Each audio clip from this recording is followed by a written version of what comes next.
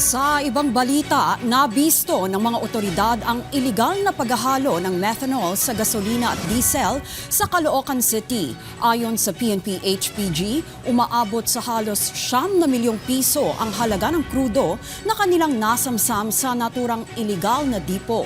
Si Ryan Lesigues sa sentro ng balita.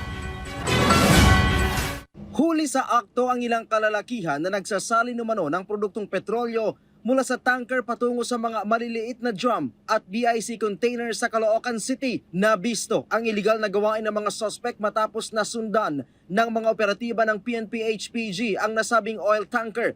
Sabi ng PNP-HPG, may paglabag sa standards ang oil tanker dahilan para buntutan ito ng mga pulis hanggang sa makarating sila sa tagong compound na ito sa Caloocan.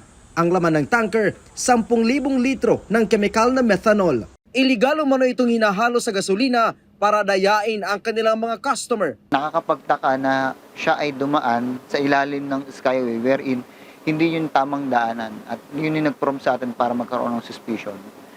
Nung ito'y sinundan ng ating mga kasamahan from the Special Operation Team, napag-alaman na ora mismo nakita na talagang nagsasalin. Arestado ang 6 na tauhan ng iligal na dipo na naaktuhan ng mga pulis na naghahalo ng methanol sa loob ng compound. Kita ang mga naglalakihang container at drum kung saan iniimbang ang diesel, kerosene at gasolina. Methanol liquids ay ginagamit po yan para po magkaroon po ng combustion or masunog po yung petroleum products. Aabot sa 9 milyong piso ang kabuuang halaga ng gas ang nasamsam ng mga otoridad.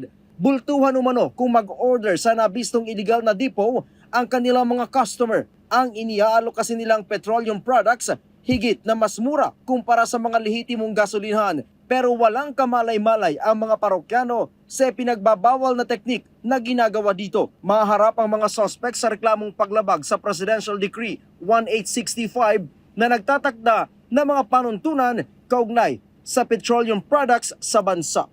Ryan Lesigues para sa Pambansang TV sa Bagong Pilipinas.